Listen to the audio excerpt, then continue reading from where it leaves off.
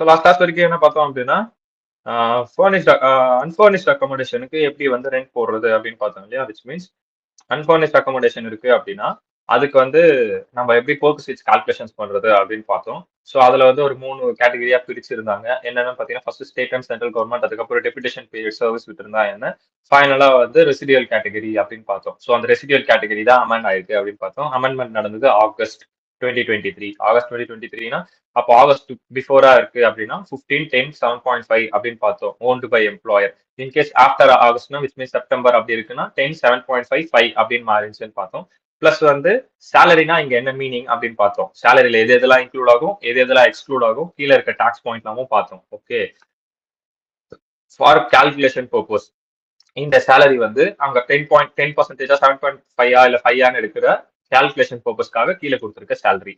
அதுக்கப்புறம் வந்து பாத்தீங்கன்னா இன்ஃபிளேஷன்னால கொஞ்சம் ரேட் வந்து நம்ம, அதாவது சேலரி நம்ம அதிகமா வாங்குறோம். ஸோ சேலரி நம்ம அங்கேயும் அதிகமா வாங்குறதுனால டாக்ஸுக்கும் இன்ஃபிளேஷன் இருக்குன்னு சொல்லி இது புதுசா இம்ப்ளிமெண்ட் பண்ணிருக்காங்க. நான் இது சொன்னேன் 2023ல இம்ப்ளிமெண்ட் ஆயிருக்கு வித் எஃபெக்ட் ஃப்ரம் டபிள்யூஎஃப்னா வித் எஃபெக்ட் ஃப்ரம் 1/9/2023. ஓகே, செப்டம்பர்ல இருந்து இம்ப்ளிமெண்ட் ஆயிருக்கு. ஸோ அதை எப்படி கால்குலேட் பண்றதுன்னு பார்த்தோம். பிளஸ் இந்த ஃபார்முலா வந்து பெருசா நீங்க ஞாபகம் வச்சுக்கோங்க. நான் கேபிட்டல் கெயின் படிக்கும்போது உங்களுக்கு அது அகைன் அண்ட் அகைன் நம்ம ஒர்க் அவுட் பண்ணிட்டே இருப்போம் கேபிட்டல் கெயின்ல.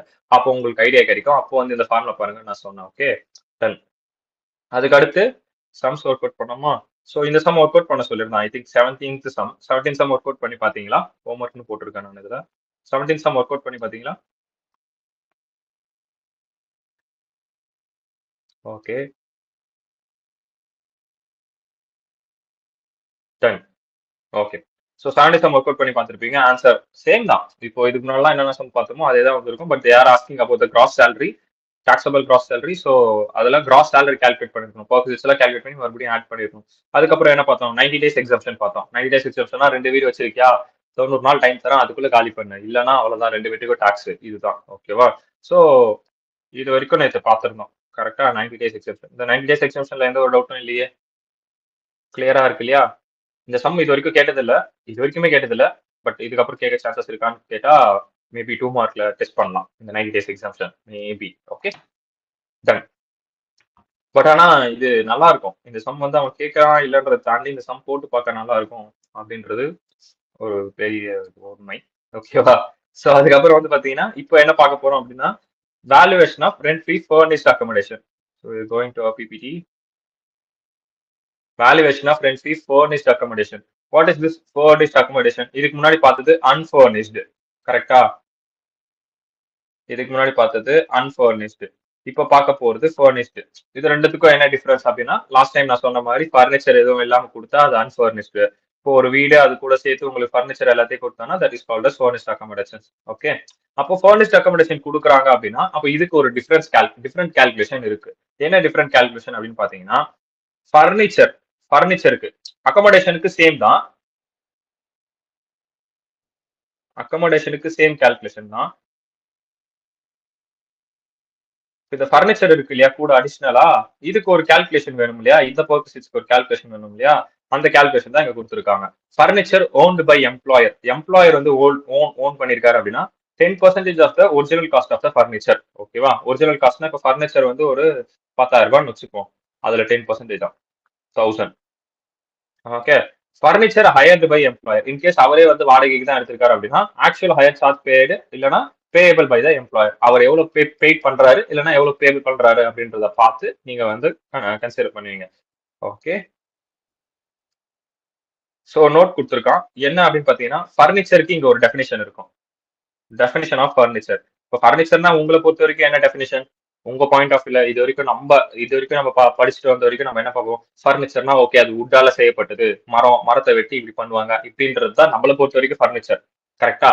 ஆனா ஆஸ் பர் டாக்ஸ் ஆக்டுக்கு ஃபர்னிச்சர்னா இதெல்லாம் சேரும், ஃபர்னிச்சர்ல இது எல்லாமே ஃபர்னிச்சர் தான் அப்படின்னு டாக்ஸ் ஆக்ட் சொல்லுது. அப்ப நம்ம இதை ஃபாலோ பண்ணணும். நம்மளுக்கான டெஃபினேஷன் இது. இப்போ என்னன்னு பாத்தீங்கன்னா ஃபர்னிச்சர்ல எது எதெல்லாம் சேருது அப்படின்னா refrigerator, television, radio, air conditioner and other house hold appliances. எது எதெல்லாம் ஹவுஸ் ஹோல்ட் அப்ளைன்சஸ்ல வருதோ அது எல்லாமே ஃபர்னிச்சர் அப்படின்ற அதுக்குள்ளதான் வரும், அந்த டெஃபினேஷனுக்குள்ளதான் வரும் அப்படின்னு ஐடி ஆக்ட் சொல்லுது.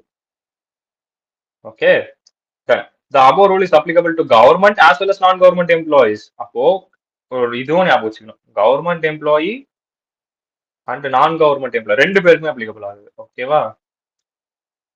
ஸோ கொஸ்டின்ல எங்கெங்கெல்லாம் கவர்மெண்ட் எம்ப்ளாய் நான் கவர்மெண்ட் எம்ப்ளாய் வருதோ அப்படின்றதையும் ஒன்ஸ் நம்ம செக் பண்ண வேண்டியது அவசியமாகிறது. ஓகே ஓகே அவ்வளவுதான் டைரக்டா சம் இவ்வளவுதான் ப்ரொவிஷன் ரெண்ட் ஃப்ரீ ஃபர்னிஷ்ட் அக்காமடேஷனுக்கு. இதுல எந்த ஒரு அமெண்ட்மெண்ட்டும் இல்லைன்னு நினைக்கிறேன்.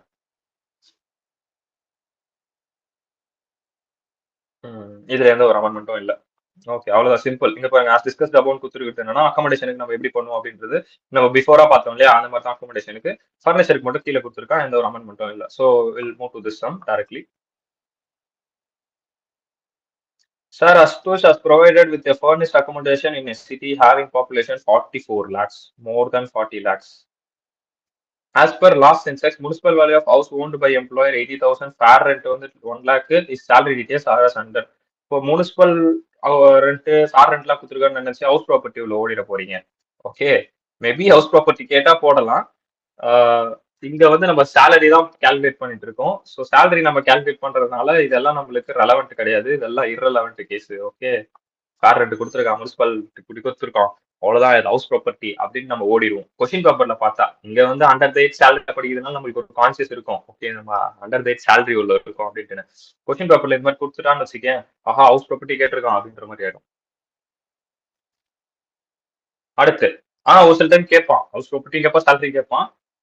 You have to be what I say not being confused on the time. Okay so basics வந்து பார்த்தீங்கன்னா 25,000 per month. Allowances for cost of living வந்து ஒரு 5,000 இருக்கு. சில்ட்ரன் எஜுகேஷன் அலவன்சஸ் வந்து ஒரு 3,000 கொடுத்துருக்கான். he has one son and two married daughter, whatever it is, நீ ரெண்டு குழந்தைக்கு எடுத்துக்கோ.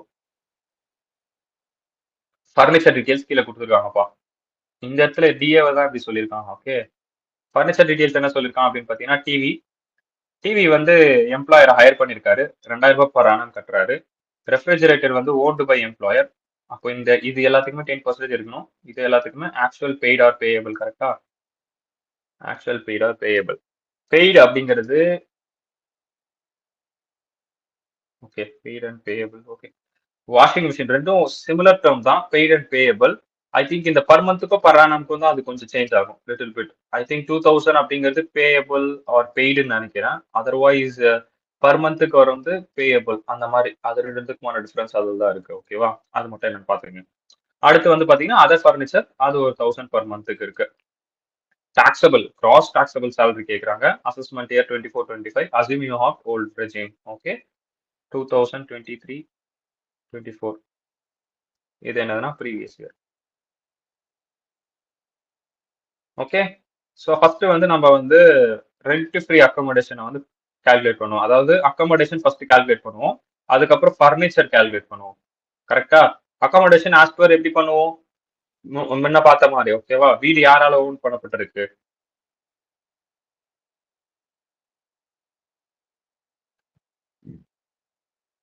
வீடு எம்ப்ளாயர் தானே ஓன் பண்ணிருக்காரு.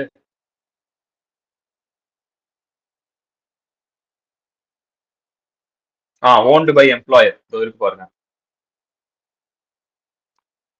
It was owned by employer. Owned by employer அப்படின்னா நம்ம என்ன பார்க்கணும், இது பாப்புலேஷன்ஸ் வச்சு பார்க்கணும். 40 லேக்ஸுக்கு மேல இருக்கு, 40 லேக்ஸுக்கு மேல இருக்கு அப்படின்னா அப்போ நம்மளுக்கு எத்தனை பர்சன்டேஜ் ஆஸ் பர் அமெண்ட்மெண்ட் படி 10. ஓகே ஸோ 10% இருக்கிறோம் அப்படின்னா அதுக்கு முதல்ல நம்மளுக்கு சேலரி தெரியணும். சேலரி நம்மளுக்கு என்னென்ன அதில் ஆட் ஆகும், basics 25,000 into 12, dearness allowances forming part அதெல்லாம் இது மென்ஷன் பண்ணலாம். அப்போ ஃபுல்லி 5,000 இன்டூ 12. அதுக்கப்புறம் எஜுகேஷன் அலவன்சஸ் 3,000. அதுல இருந்து நீங்க என்ன மைனஸ் பண்ணலாம், 3,000 மைனஸ் பர் சைல்டுக்கு எவ்வளோ 100 ருபீஸா, அப்போ 200 இன்டூ 200. ஸோ ஆல்மோஸ்ட் 2,800 வரும் இன்டூ 12. கரெக்டா இருக்கா பாருங்க, 2,800 இன்டூ 12 36,600 பக்காவா வந்துருச்சு. ஸோ அப்போ டோட்டல் ஆட் பண்ணோம் அப்படின்னா இதுதான் நம்மளுக்கான சேலரி 3,93,600. ஓகே ஸோ அந்த 3,93,600ல 10% தான் என்னதுப்பா, valuation of rent free accommodation. அக்கமடேஷனுக்கு இது அப்படியே தூக்கிட்டு வந்தீங்க போட்டலாமா, அக்கமடேஷன்ல முடிஞ்சு. அடுத்து ஃபர்னிச்சர் கொடுத்துருக்காங்க. ஃபர்னிச்சர் பொறுத்த வரைக்கும் இந்த இடத்துல ஹையர் பண்ணது ஆக்சுவலா அவர் எவ்வளவு பே பண்றாரு அப்படின்றத அப்படியே டைரக்டா எடுத்து போட்டுருவோம். கரெக்டா? ஸோ தே ஆர் இங்க எடுத்து போட்டான், தே ஆர் தூக்கி போட்டு five here 2,000 and then 1,000 per மந்த்னா 12,000. இதோ இங்க மேல இருக்கு இல்லையா ரெண்டு,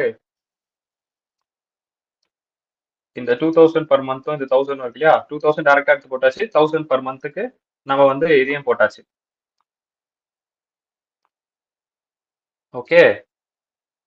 சோ இப்போ என்னன்னா அடுத்து மத்த எல்லாத்துலயும் 10% இங்க கொடுத்திருக்கிறது எல்லாமே பர் ஆனம்ல தான் இருக்கு. பர் ஆனம் அப்படிதான் இருக்கு. ஓகே. சோ அப்படி இருக்கு அப்படின்னா 10,000 10, 5,000ல 10, 20,000ல 10. ஓகே. சோ இங்க இது ரெண்டுத்தையும் ஆட் பண்ணா 2,000, 1,500, 12,000 பிளஸ் 2,000, 14,000. சோ மொத்தத்தையும் ஆட் பண்ணோம் அப்படின்னா 17,500. அவனையும் அப்படியே தூக்கிட்டு வந்து இப்படி போட்டுடலாமா? 17,500 முடிஞ்சு போச்சு. அவ்வளவுதான். பேசிக் சேலரி 3,060, 36,000 2,400 அலவன்சஸ் போயிட்டா 33,000 ஆன்சர். ஸோ இது ரெண்டுத்தையும் ஆட் பண்ணோம் அப்படின்னா 56,880. ஸோ இப்போ இது எல்லாத்தையும் ஆட் பண்ணோம் அப்படின்னா got answer of 4,50,460. Okay. So this is about your valuation of furnished accommodation. Okay. accommodation is completed now, which means ரெண்டு பார்த்தோம், அன்ஃபர்னிஷ்டு பார்த்தோம், ஃபர்னிஷ்டு பார்த்தோம். அன்ஃபர்னிஷ்டு எப்படி கால்குலேட் பண்ணணும் அப்படின்னு நீங்க பாத்தீங்கன்னாலே ஃபர்னிஷ்டு ஈஸி. ஃபர்னிஷ்டு பொறுத்த வரைக்கும் வெறும் 10% of the original cost of furniture, இல்லைனா ஆக்சுவலா எவ்வளவு பே பண்றாரு, ஓன்டு பையா ஹையர்டு பையான்னு பார்த்து கால்குலேட் பண்ணி கொடுத்துட போறீங்க. ஃபர்னிச்சருக்கான டெஃபினிஷன் மட்டும் ஞாபகம் வச்சுக்க போறீங்க. ஓகேவா? டன். ஸோ அதுக்கப்புறம் இருக்கிறது எல்லாம் காமனான பாயிண்ட்ஸ் தான். ஜஸ்ட் நீங்க ஒரு கோ த்ரூ பண்ணீங்கனாலே உங்களுக்கு இது எல்லாமே அண்டர்ஸ்டாண்ட் ஆகும். ஓகே. கன்செஷனல் ரேட்டு கொடுத்துருந்தா என்ன? கன்செஷனல் ரெண்ட் அப்படின்னா இப்போ அங்க பார்த்தது எல்லாமே ஃப்ரீ, கரெக்டா? இப்போ நம்ம பார்த்தது எல்லாமே rent free accommodation. Concessional rate அப்படிங்கிறது என்னன்னா, சார் ரெண்ட் வந்து அவர் ஆக்சுவலா வந்து 20,000 ரூபாய்க்கு விடணும், ஆனா அவரோட எம்ப்ளாயின்றதுனால அவர் 5,000 ரூபாய்க்கு விடுறாரு அப்படின்னா இதுதான் கன்செஷனல் ரேட். இந்த மாதிரி விட்டுருக்காங்க அப்படின்னா அப்ப என்ன பண்றது? Valuation will be made if the rent free accommodation provided and amount so complicated reduce by pay. Okay, அதை கூட ரெடியூஸ் பண்ண சொல்றோம். என்னமா value of rent free accommodation as usual less rent payable by employee to employer above facility, which means as யூஸ்வலா எவ்வளவு இருக்கணும்? 20,000 இருக்கணும். இதுல எவ்வளவு அவன் பே பண்ணிட்டான்? 5,000 அவன் பே பண்றான். அப்ப இதை மைனஸ் பண்ணி பேலன்ஸ் இருக்க 15,000 இருக்கு இல்லையா, இதை அப்படியே டாக்ஸபிள் பண்ணிக்கோ அப்படின்னு சொல்றான். சோ இந்த 20,000 நான் எப்படி கண்டுபிடிச்சேன்? ரெண்ட் ஃப்ரீ அக்காமடேஷனுக்கு ஒரு கால்குலேஷன் பண்ணுவோம் இல்லையா, அந்த கால்குலேஷனை வச்சு நான் இந்த 20,000 ரூபாய் கண்டுபிடிச்சிருக்கேன். அதை வச்சு இதை போட சொல்லியிருக்கான். அண்டர்ஸ்டாண்ட் ஆச்சா இது?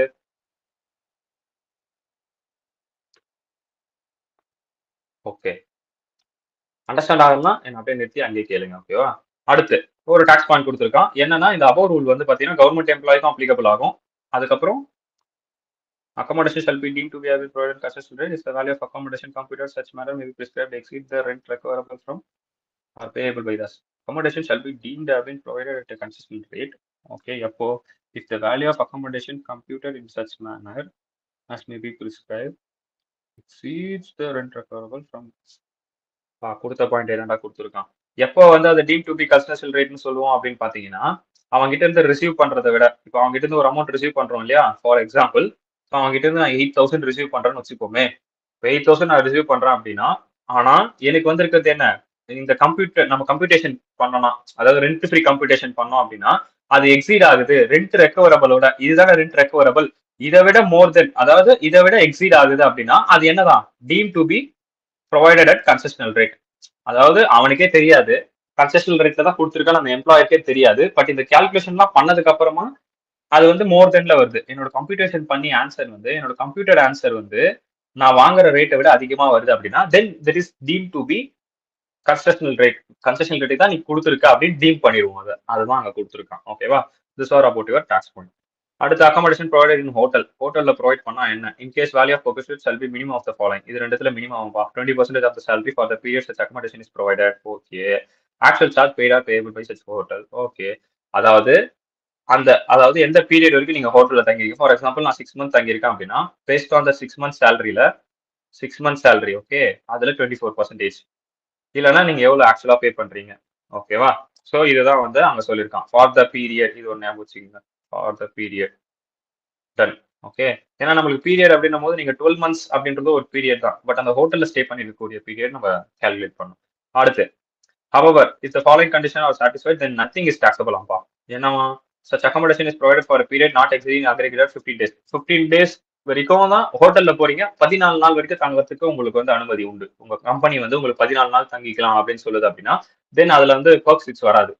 அதுக்கு அடுத்து such accommodation is provided on transfer of employee from one place to another place. ஒரு பிளேஸ்ல இருந்து இன்னொரு பிளேஸுக்கு மாத்துறாங்க.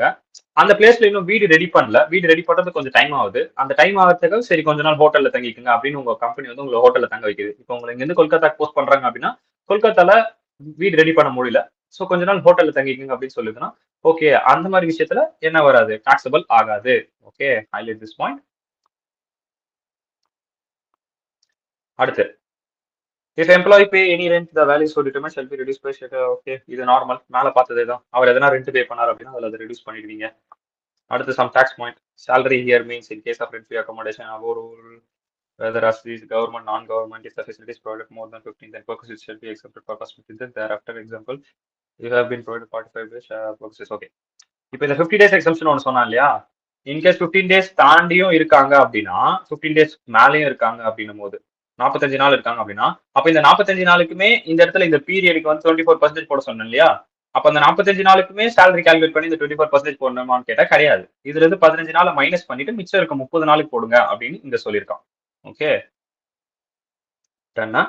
Hotel includes licence accommodation nature of motel service apartment or guest house. ஹோட்டல்ல இது இதெல்லாம் இன்க்ளூட் ஆகுது, நீங்க ஒரு டெஃபினேஷன் கொடுத்துருக்கான். Ton.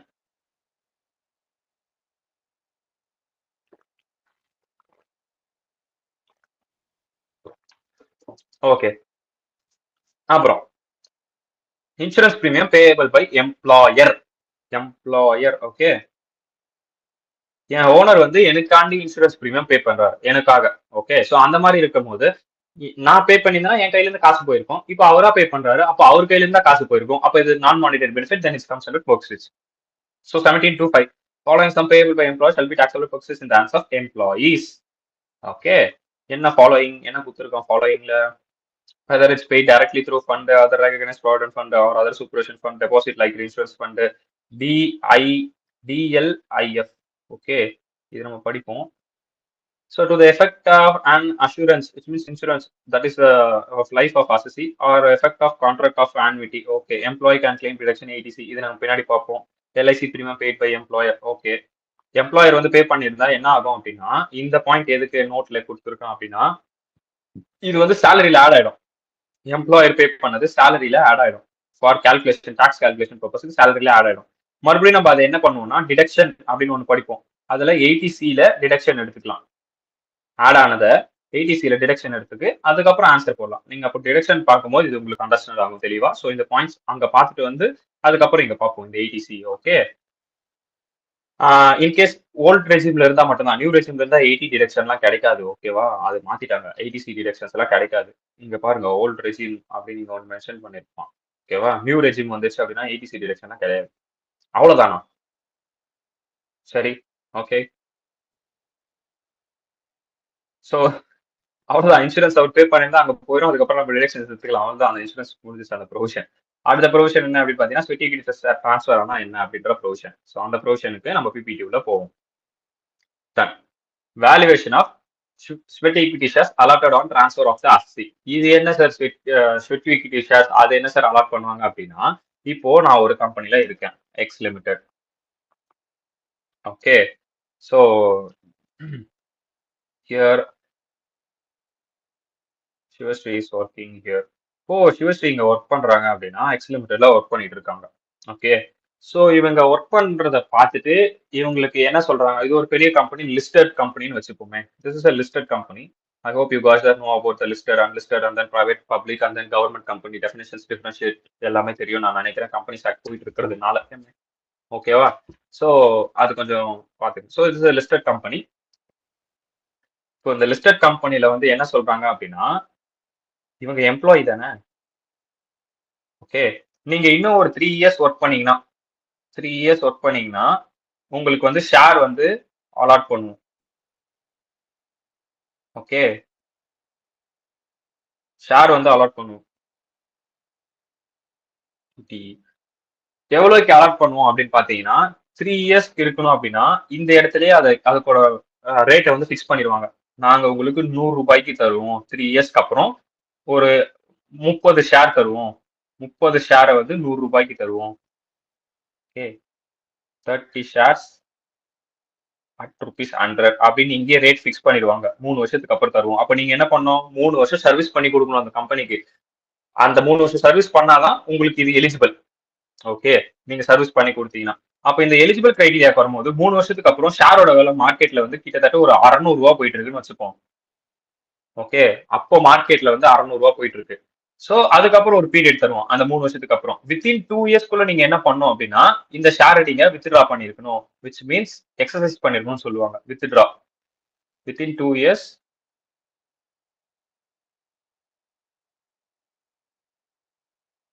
you have to be withdraw. Otherwise அது எக்ஸ்பைரி ஆயிடும். வித்ட்ரான்னா எக்ஸசைஸ் பண்ணிருக்கணும் அப்படின்னு சொல்லுவோம். அதை நான் சொல்றேன், படிக்கும் போது நான் சொல்றேன். ஓகே, ஸோ 2 இயர்ஸ்க்கு அப்புறம் நம்ம எடுத்தோம் அப்படின்னா கிடைக்காது, அது எக்ஸ்பைரி ஆயிடும். ஸோ ஃபர்ஸ்ட் ஒரு 3 இயர்ஸ் நீங்க வந்து வேலை செய்யணும். வேலை செஞ்சதுக்கு அப்புறமா நீங்க எலிஜிபிள். எதுக்கு எலிஜிபிள்? இந்த ₹600 ஷேரை ₹100 வாங்குறதுக்கு நீங்க எலிஜிபிள். ஏன்னா பிஃபோராவே ரேட் ஃபிக்ஸ் பண்ணிட்டான். எங்க 0th பீரியட்ல ரேட் ஃபிக்ஸ் பண்ணிட்டான். 3rd இயர்ல உங்களுக்கு இது ₹100 கிடைக்குது. அடுத்து 5th இயர் வரைக்கும் உங்களுக்கு டைம் இருக்கு. 6th இயர் வந்துருச்சு அப்படின்னா கிடைக்காது. இதுதான் அந்த டைம் ஃப்ரேம். கரெக்டா? சோ அப்போ இங்க பெர்குசிட்ஸ் இந்த இடத்துல எங்க நான் வரும் அப்படின்னா இங்க வரும். கரெக்டா இந்த டைம் ஃப்ரேம்ல வரும். ₹600 மதிப்புள்ள ஒரு ஷேரை நீ ₹100 தான் வாங்குற அப்படின்னா பேலன்ஸ் ₹500 உனக்கு என்னது நான் மானிட்டரி பெனிஃபிட். அப்போ அதை ஆட் பண்ணி பெர்குசிட்ஸா காட்டிடுங்க. எந்த வருஷத்துல நீங்க எக்ஸசைஸ் பண்றீங்களோ அந்த வருஷத்துல வந்து பெர்குசிட்ஸா காட்டுங்க. நீங்க பார்ஷியலா கூட எடுத்துக்கலாம். இந்த 30 ஷேரை வந்து அவன் ஃபர்ஸ்ட் 2 வருஷம் டைம் இருக்குன்றதுனால ஃபர்ஸ்ட் வருஷத்துல 15 ஷேர் எடுத்துக்கலாம், செகண்ட் வருஷத்துல 15 ஷேர் எடுத்துக்கலாம். அப்ப இந்த 2 வருஷத்துலயும் ஷேரோட ரேட் மாறி இருக்கும். இப்போ ஃபர்ஸ்ட் வருஷம் எடுக்கும்போது ₹600 இருக்கும், அதுக்கு அடுத்து வரும்போது ₹800 மாறி இருக்கும். அப்போ இங்கேயும் சேஞ்ச் ஆகுது இல்லையா? அப்ப இங்க என்ன பண்ணுவீங்கன்னா 15 ஷேருக்கு எவ்வளவு அப்படின்னு கணக்கு போடுவீங்க. இங்க என்ன பண்ணுவீங்கன்னா அடுத்த 15 ஷேருக்கு எவ்வளவு. அப்ப இங்க ₹600 பேஸா எடுத்துப்பீங்க, இங்க ₹800 பேஸா எடுத்துப்பீங்க.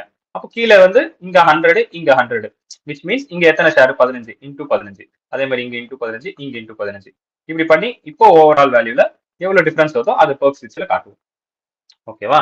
சோ இதுதான் கான்செப்ட். இப்படிதான் வந்து ஸ்வெட்டிங் டிஷார் அலாட் பண்ணுவாங்க. அலாட் பண்றது அவங்க எக்ஸைஸ் பண்ணுவாங்க. எக்ஸைஸ் பண்றதை நம்ம டாக்ஸபிள் பண்ணுவோம். ஓகேவா? இப்போ சம்முல போவோம். ஓகே, நான் இதை ரிமூவ் பண்றேன். Perquisites value of any specified securities or security shall be considered as perquisites in the hands of employees. The following conditions are satisfied. What are the conditions they have to satisfy? First, such security or security shares are allotted on transfer on or after 2009. After 2009. இது எங்க இன்னொரு இடத்துல வரும்னா இந்த 2009 பிஃபோரா இருந்துச்சு அப்படின்னா capital கெயின்ல impact இருக்கும். நான் காட்டுறேன், படிக்கும் போது நான் சொல்றேன். அடுத்து such security or sweat equity share are allotted or transferred by the employer, former or present, directly or indirectly to him. Former or presentல இருக்கிறதும் சரி, முன்னாடி இருந்தவரும் சரி, யார் வேணா allocate பண்ணலாம். Okay, டைரக்ட்லியாவோ இன்டைரக்ட்லியாவோ. such security or sweat equity shares are allotted or transferred free of cost. ஒன்னு free of காஸ்ட்ல இருக்கணும். இப்போ நான் எவ்வளவு வச்சேன்? ₹100 வச்சேன். Or concessional rate. நான் வச்சது ₹100 கன்செஷனல் ரேட். ஃப்ரீ ஆஃப் காஸ்ட்ல கூட பண்ணலாம், ₹0.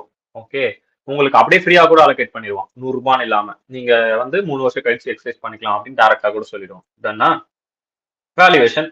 வேல்யூவேஷன் சஸ்பெக்ட் சொல்லி கம்ப்யூட்டர்ஸ் அண்டர். ஓகே, சரிப்பா. எப்படிப்பா? The fair market value of specified securities or security shares as the case may be on date the option is exercised by the assessee. அவர் exercise பண்ணும்போது market rate எவ்வளோ? நான் சொன்ன இடத்துல ₹600.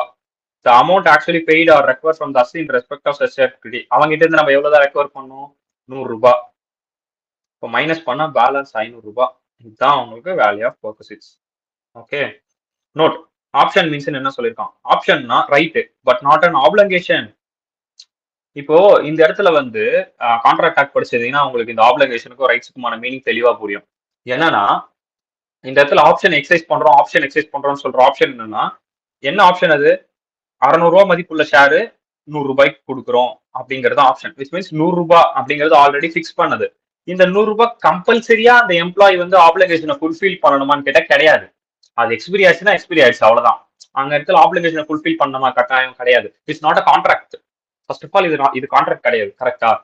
அவர் fulfil பண்ணாமலும் போகலாம். இப்போ சிவஸ்ரீக்கு பிடிச்சா 3 வருஷம் வேலை செய்யலாம். 3 வருஷம் வேலை செஞ்சா இது பெனிஃபிட். இன்கேஸ் சிவஸ்ரீக்கு வந்து இதை விட ஹையர் பெனிஃபிட்ஸ் வேற என்ன கிடைக்குதுன்னா என்ன பண்ணுவாங்க? வித்தின் 3 இயர்ஸ்க்குள்ள குவிட் பண்ணிடுவாங்க. கரெக்டா? குவிட் பண்ணிட்டு வேற கம்பெனிக்கு போயிடுவாங்க. சோ அப்போ இது ஒரு என்னது ரைட் தான். உங்களுக்கு ஒரு ரைட்ஸ் இருக்கு, ஆனா ஆப்ளிகேஷன் கிடையாது. நீங்க இதை ஃபுல்ஃபில் பண்ண வேண்டிய அவசியமே கிடையாது. ஓகேவா?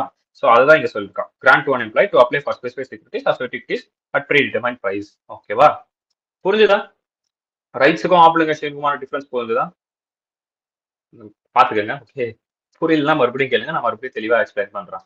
டன். இது வரைக்கும் புரிஞ்சது இல்லையா? This is all about valuation of specific equity shares allotted or transferred to the assessee. Sum one போட்டோம்னா உங்களுக்கு கிளியரா ஸ்டார்ட் ஆகும்.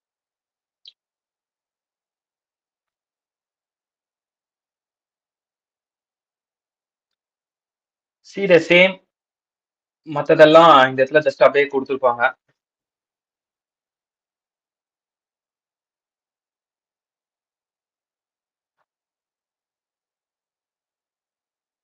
வேற என்ன டாக்ஸ் பாயிண்ட்?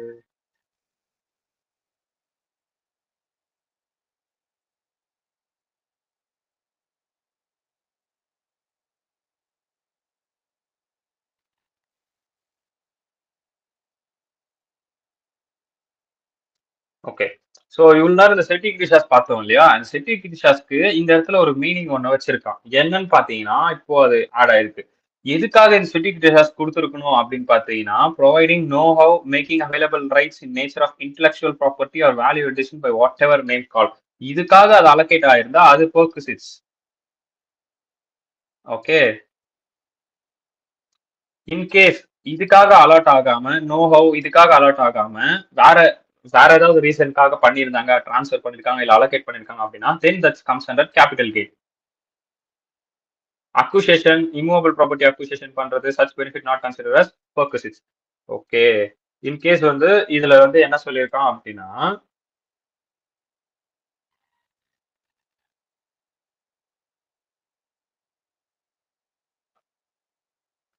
இதுல என்னென்ன சொல்லியிருக்கான் அப்படின்னா, நோ ஹவ் பேட்டன், வேற என்ன சொல்லலாம், இந்த காப்பி ரைட்ஸ், குட்வில், இதெல்லாம் ஒரு எம்ப்ளாயி வந்து கம்பெனிக்காக பண்ணியிருக்காரு, எம்ப்ளாயருக்காக பண்ணியிருக்காரு அப்படின்னா தென் இதுதான் வந்து பாத்தீங்கன்னா இதுக்காக இதுக்காக இதெல்லாம் பண்ணாரு இல்லையா அவரு, இதுக்காக எம்ப்ளாயர் வந்து என்ன அலோகேட் பண்ணிருக்காரு அப்படின்னா ஷேர்ஸ் அலோகேட் பண்ணிருக்காரு அப்படின்னா தென் இது கம்ஸ் அண்டர் பெர்குசிட்ஸ். இது எல்லாமே அசெட். ஏன்னா அசெட்னு வந்தா கேபிட்டல் கெயின் நான் ஒரு பாயிண்ட் சொன்னேன், ஞாபகம் இருக்கா? இது எல்லாமே அசெட். சோ இந்த அசெட் இதுல வச்சுன்னா இந்த டைப் ஆஃப் அசெட் எல்லாம் பெர்குசிட்ஸ்ல வரும். இன்கேஸ் இம்மூவபிள் ப்ராப்பர்ட்டி அப்படின்னு வருது, இம்மூவபிள் ப்ராப்பர்ட்டி, இம்மூவபிள் ப்ராப்பர்ட்டினா இம்மூவபிள் ப்ராப்பர்ட்டி வாங்குறதுக்காக என்னோட எம்ப்ளாயருக்கு ஹெல்ப் பண்ணிருக்காரு அப்படின்னா தென் இந்த இம்மூவபிள் ப்ராப்பர்ட்டிக்கு இவர் இங்க ஒரு ஷேர் அலோகேட் பண்ணுவார். யாருக்கு? எம்ப்ளாயருக்கு. இந்த இம்மூவபிள் ப்ராப்பர்ட்டி வாங்கி கொடுத்தல, இந்த அவனுக்கு ஷேர் அப்படின்னு அலோகேட் பண்றாருன்னா இது கேபிட்டல் கெயின் கீழே வரும், பெர்குசிட்ஸ் கீழே வராது அப்படின்னு அங்க சொல்லியிருக்கான். ஓகேவா? இந்த பாயிண்ட் அண்டர்ஸ்டாண்ட் ஆச்சா? பெர்குசிட்ஸ்க்கும் கேபிட்டல் கெயினுக்குமான டிஃபரன்ஸ் புரிஞ்சுதா? இந்த இடத்துல நோ ஹவ் இதெல்லாம் உங்களுக்கு என்னன்னு தெரியும் இல்லையா? தனி ஒருவன் படம் சொன்ன, பேட்டன்ட் சொன்ன, காப்பி ரைட்டு, குட்வில், அப்புறம் ராயல்டி, இளையராஜா கதை சொல்லியிருப்பாங்க உங்களுக்கு. ஸோ இந்த மாதிரி இதுக்கெல்லாம் இதெல்லாம் இன்டான்ஜிபிள் அசட்ஸ். கரெக்டா? இது டான்ஜிபிள். இம்மூவபிள் ப்ராப்பர்ட்டி அப்படிங்கிறது டான்ஜிபிள், இங்க இருக்கிறது எல்லாமே இன்டான்ஜிபிள் அசட்ஸ். ஸோ இதுக்கெல்லாம் உங்களுக்கு மீனிங் தெரியும் இல்லையா? ஸோ இதுக்காக அந்த ஷேர் அலோகேட் பண்ணிருக்காங்க, அந்த எம்ப்ளாயர் இந்த வேலை எல்லாம் பண்ணி கொடுத்துருக்காரு அப்படின்னா then that comes under perquisites. அதுக்கப்புறம் கீழே ஒரு டாக்ஸ் பாயிண்ட் கொடுத்துட்டு இம்மூவபிள் ப்ராப்பர்ட்டி எதனா இருக்கு அப்படின்னா then that will be comes under capital gain. ஏன்னா ரெண்டுமே அசெட் இல்லையா? ஸோ அதை தான் அங்க மென்ஷன் பண்ணிருக்கான். Okay, other than cash for providing know-how or making available rights in nature of intellectual property or value addition by whatever name called. Correct தான்.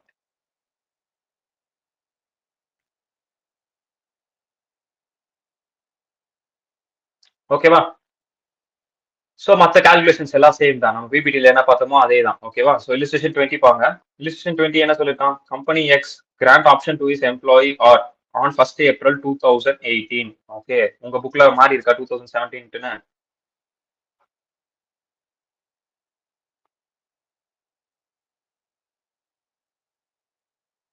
இல்லைண்ணா same தான். சேம் தானா? ஒன்றும் பிரச்சனை இல்லை.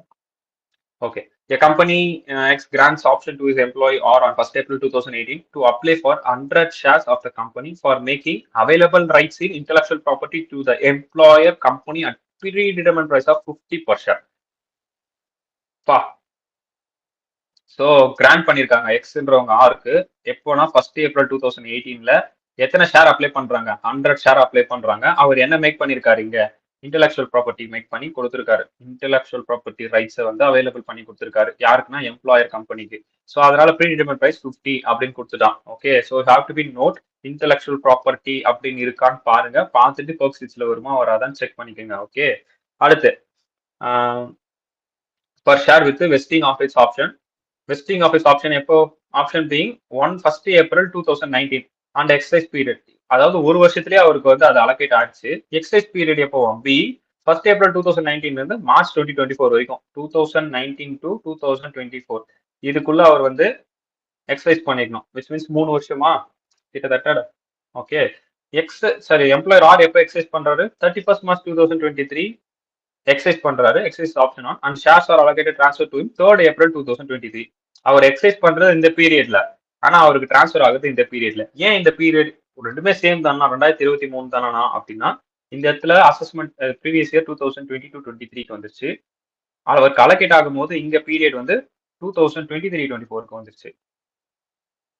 ஏப்ரல் டு மார்ச், கரெக்டா? ஸோ அது மட்டும் தான் இதுல டிஃபரன்ஸ். மற்றபடி சம் ரொம்ப ஈஸி தான். ஓகே, கீழே கொடுத்துருக்காங்க ஃபேர் மார்க்கெட் வேல்யூ கொடுத்துருக்காங்க. எந்தெந்த டேட்ல ஃபேர் மார்க்கெட் வேல்யூ எப்படி எப்படி இருக்கு அப்படின்ட்டு. ஸோ 100, 180, 440, 470. ஸோ நீங்களே இந்த சம் ஒர்க் அவுட் பண்ணி பாருங்க. ஒன்றும் பெரிய விஷயம்லாம் இல்லை, ரொம்ப ஈஸி தான்.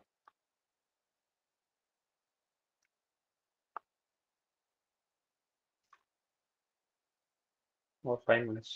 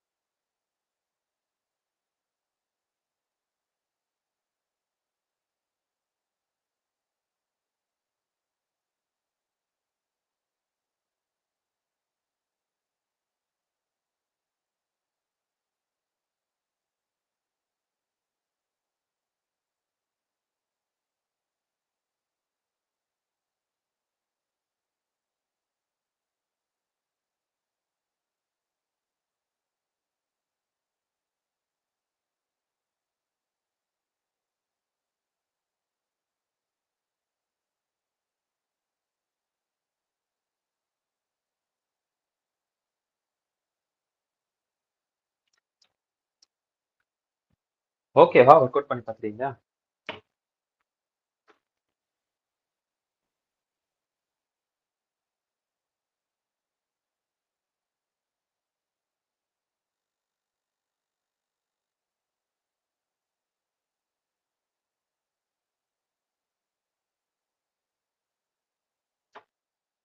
ஓகே.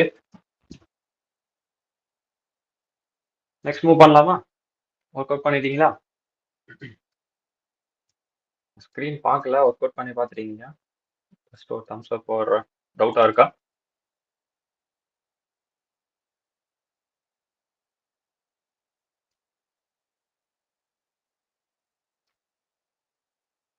புரியுதா இந்த சம்? ஓகேவா? நெக்ஸ்ட் மூவ் பண்ணலாமா? Valuation of focus in respect of motor car. அண்ணா இல்லை டவுட்ண்ணா. சொல்லுங்க. அதில் 470 ஏன்னா கன்சிடர் பண்ணல? 470 ஏன் கன்சிடர் பண்ணல? யா, பிகாஸ் ஆஃப் எக்ஸசைஸ் பீரியட் பாருங்க இந்த இடத்துல. அவர் எப்போ எக்ஸசைஸ் பண்றாரு? 31st மார்ச் ஆச்சே. அப்போ 31st மார்ச்க்கான ரேட்டு தானே நீங்க கன்சிடர் பண்ணணும். அந்த ரேட்டை நீங்க கன்சிடர் பண்ணி, ஆனா இது வந்து ஏப்ரல் அசஸ்மெண்ட் இயர் 2024-25னா 2023-24 ப்ரீவியஸ் இயரா இருக்கும். கரெக்டாக தான் எடுத்திருக்கான். அப்போ ஏப்ரல் மந்த்ல டாக்ஸபிளா இருக்கும். ஏப்ரல் மந்த் தானே அது வருது. 2023-24 2023-24 கரெக்டா இருக்கே.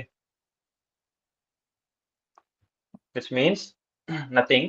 நீங்க எக்ஸசைஸ் பண்ற டேட் அப்போ இருக்கக்கூடிய மார்க்கெட் வேல்யூ எடுத்துட்டு, ஆனா டாக்ஸபிள் பண்ற இயர் மட்டும் உங்களுக்கு எந்த இயர்ல வந்து ரிசீவ் பண்ணிருக்கீங்களோ அந்த இயர்ல டாக்ஸபிள் பண்ணுவீங்க. அவ்வளவுதான் டிஃபரன்ஸ்.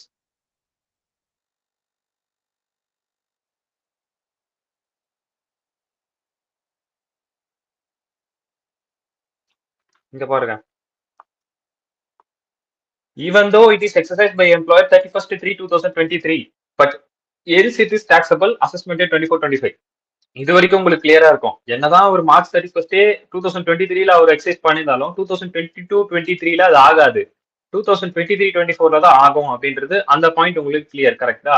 ஸோ அந்த பாயிண்ட் கிளியர் அப்படின்னா அப்போ டேட் வந்து நான் இந்த மார்க்கெட் பிரைஸ் எடுக்கக்கூடாது, அவர் எக்ஸசைஸ் பண்றப்போ இருந்த மார்க்கெட் பிரைஸ் தான் எடுக்கணும். ஏன்னா நம்மளுக்கு ஃபர்ஸ்ட் சொல்லும் போதே அப்படிதான் சொல்லியிருக்காங்க. நீங்க எப்போ அதை எக்ஸசைஸ் பண்றீங்களோ அந்த எக்ஸசைஸ் பீரியட். ஸோ இங்க பாருங்க, fair market value of such specified securities as sweaty equities as the case may be on the date on which option is exercised by the assessee. This is a rule. It's a provision. So அவர் எடுக்க அந்த டேட்ல இருந்து அப்போ exercise பண்றப்போ என்ன fair market value இருக்கோ அவருக்கு திரும்ப வருது இல்லையா, அப்போ இருக்க மார்க்கெட் வேல்யூ இல்ல. அதாவது இந்த ஷேர் வந்து அவருக்கு எப்போ டிரான்ஸ்ஃபர் ஆகுதுன்னா April 3rd டிரான்ஸ்ஃபர் ஆகுது. ஏன்னா அவர் 31st மார்ச் எக்ஸசைஸ் பண்ணிருக்காரு. April 3rd டிரான்ஸ்ஃபர் ஆகுது. What ever it is, 31st March என்ன வேலை, அப்போ அந்த இடத்துல வந்து அக்ரிமெண்ட் அவர் சைன் பண்ணிருப்பாரு, நான் எடுத்துக்கிறேன் அப்படின்ட்டு. தென் ஆப்ளிகேஷன் ஃபுல்ஃபில் பண்ணி ஆகணும் கம்பெனியால அந்த இடத்துல. Before that it will be rights தான், பாதியிலே போறதும் பாதியிலே போகாதும். ஆனா அந்த இடத்துல ஒரு எக்ஸசைஸ் பண்ணிட்டாரு அப்படின் போது இஸ் எக்ஸசைஸ்டு அப்படின்னு அங்க அக்ரிமெண்ட் சைன் ஆகும். இவ்வளவு எக்ஸசைஸ் பண்ணிருக்காரு அப்படின்னு சைன் ஆகும். அந்த சைன் ஆகிற டேட்ல என்ன இருக்கோ அதுதான். ஓகேவா? இப்போ அண்டர்ஸ்டாண்ட் ஆச்சா? ஓகேண்ணா. டன். ஓகே டன்னா. ஓகேப்பா. ஸோ இப்போ மோட்டார் கார் இவனும் கொஞ்சம் இந்த கிராஜுவிட்டி பென்ஷன் மாதிரி.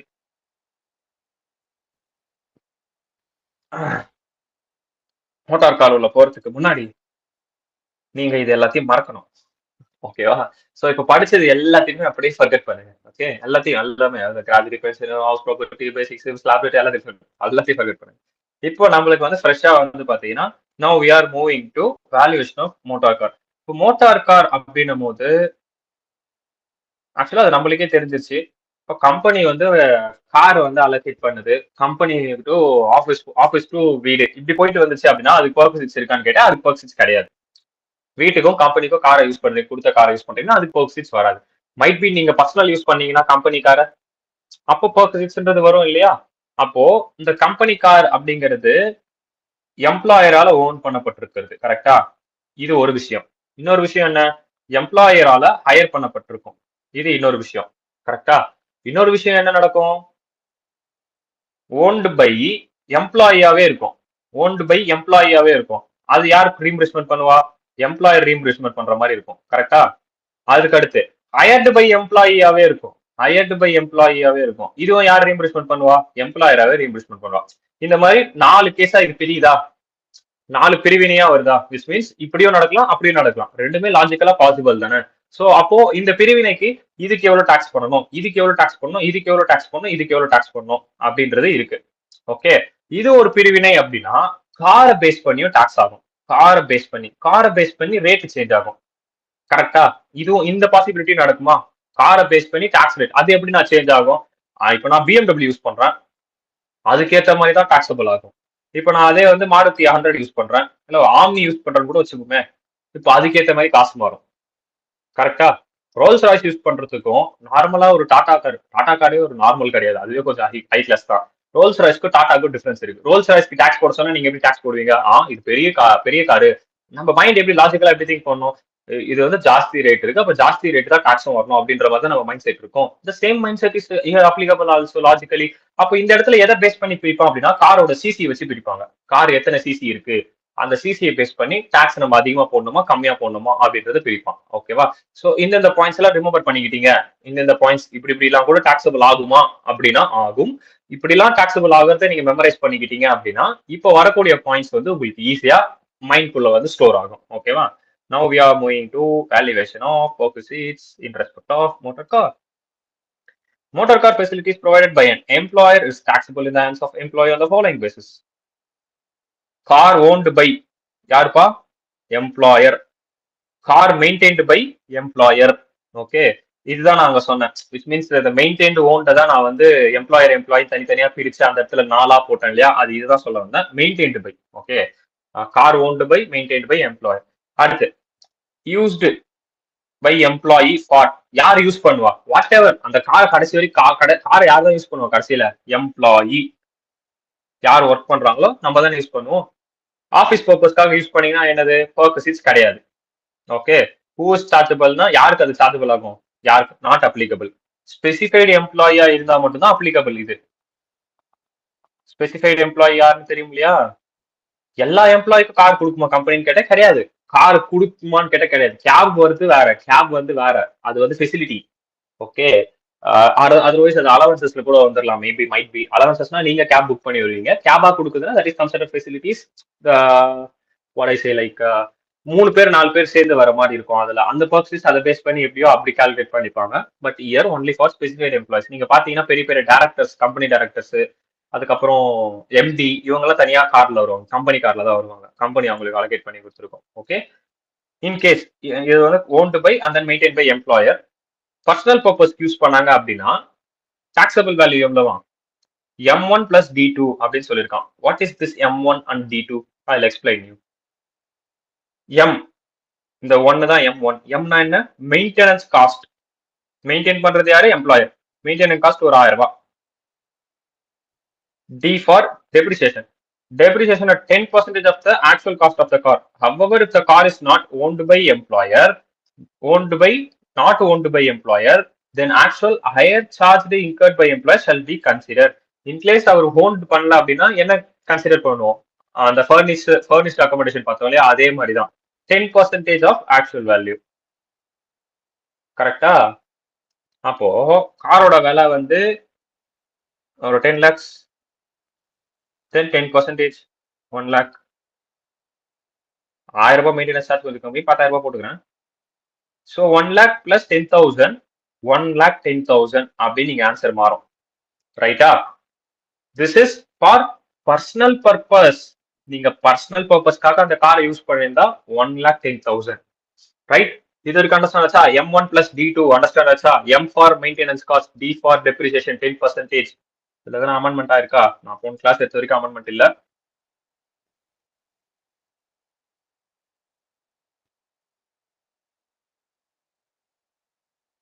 Nothing amended.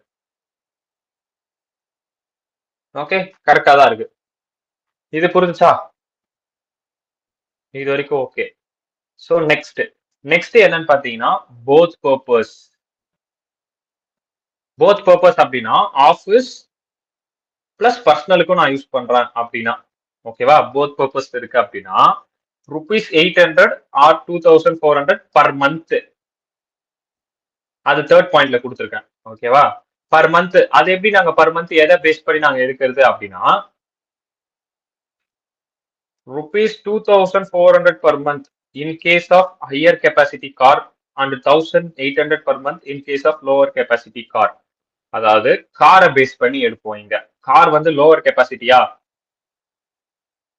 லோவர் கெப்பாசிட்டியில இருக்கா, அப்போ 1,800. ஹையர் கெப்பாசிட்டியில இருக்கா, அப்போ 2,400 பர் மந்த்துக்கு. Okay, higher capacity car means whose cubic capacity of engine 1.6 liter. 1.6 லிட்டர்ஸ்க்கு மேல அந்த cubic capacity இன்ஜின்ல சம்திங் ஏதோ சொல்றாங்க. அந்த 1.6 லிட்டர் அப்படிங்கிறது அந்த இன்ஜினோட கெப்பாசிட்டி. அது 1.6 லிட்டருக்கு மேல இருக்கு, மோர் தென் 1.6 லிட்டர்ஸ் அப்படின்னா then it consider as higher capacity car. 1.6க்கு லெஸ் தெனா இருக்கு அப்படின்னா then it consider as lower capacity car. ஓகேவா? சோ இதை பேஸ் பண்ணி 1,800 2,400 அப்படின்றத நீங்க கால்குலேட் பண்ணுவீங்க. ஓகேவா? தேர்ட் பாயிண்ட் புரிஞ்சுதா? சோ இப்ப மொத்தம் 3 பார்த்தோம். என்னென்ன பார்த்தோம் அப்படின்னு பாத்தீங்கன்னா, official purpose, personal purpose, official plus personal purpose. Okay, so இந்த பர்பஸ்க்கு தான் என்ன not taxable. Maintenance plus depreciation எப்போதான் வரும்? Owned and maintained by employer. இங்க 1,800 or 2,400 per month based on higher and lower capacity. Higher and lower capacity 1.6 liter, more than 1.6 liter, then it's considered as higher. Less than 1.6 liter is considered as lower. Okay, so this is what we studied now. Correct?